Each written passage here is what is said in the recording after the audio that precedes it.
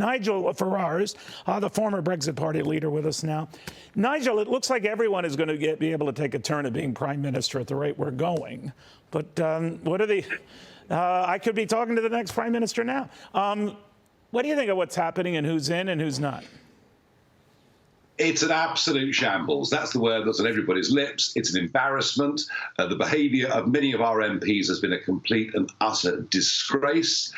And they're turning us into a laughingstock all around the world. Liz Truss, she lasted 44 days. Her Chancellor didn't even last that long. But you know something?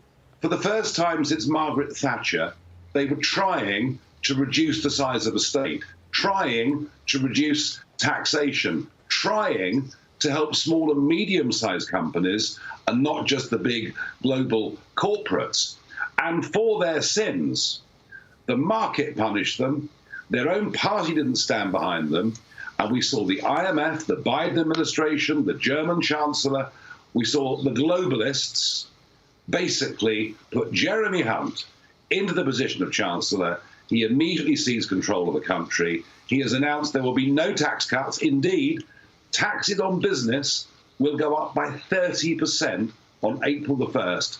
And so we now have, frankly, a globalist coup that has happened in this country, and the Conservative Party now represents big state, high tax, net zero, and open door immigration. We do not have a Conservative Party. Well, you do seem very much like Labour, and I'm wondering what happened. I mean, did Liz Truss give up the fight too soon? I mean, some said that adding this tax cut for the wealthy doomed her. I don't know. You're closer to this than I am. But as you said, now the guy she put in charge of, the Exchequer is in fact calling for tax hikes. That's a Labour kind of thing to do. So yes. What are the Tories doing? Frankly, on all those big policies I mentioned a few moments ago, immigration, net zero, all the rest of it, frankly, the Labour Party are now pretty much indistinguishable from the Conservative Party. It's all global consensus. And the tax cut was to cut it from 45p to 40p in the pound. I mean, it was 40p in the pound all through Tony Blair's years. And yet, there is, at a global level, and we saw it during the pandemic, a desire for government to get bigger, for taxes never to go down.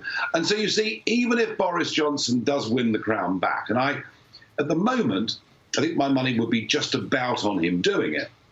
But even if Boris gets back, Boris was elected as a Conservative on the back of the Brexit vote. They got the majority because the country believed at last they were going to get Conservative policies.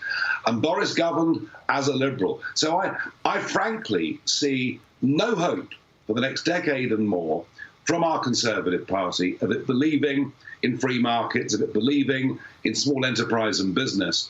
And I've reached the view that this Conservative Party, despite being around for 200 years and being very successful, it needs to be replaced by something that is genuine, sincere, and not globalist.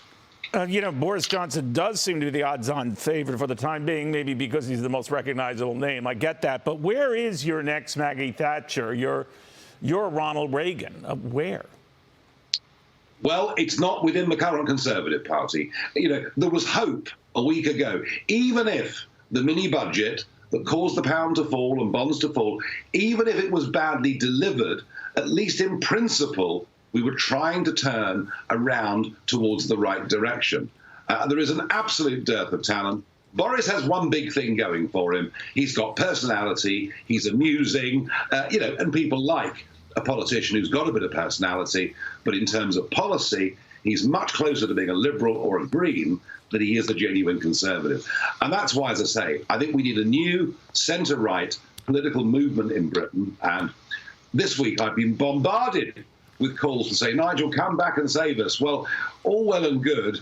I might have led the campaign to get us a referendum for Brexit, but I'm going to need some other very senior figures to reach the same conclusion as me if we're going to be able to get a proper Conservative Party. But it sounds like you have your doubts for the time being.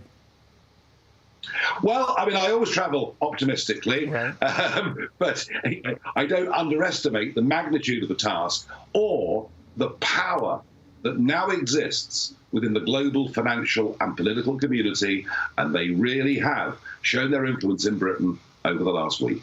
Nigel, fascinating stuff. Nigel Farage, a former Brexit Party leader, and many who support that type of sort of rogue view of getting back to your roots.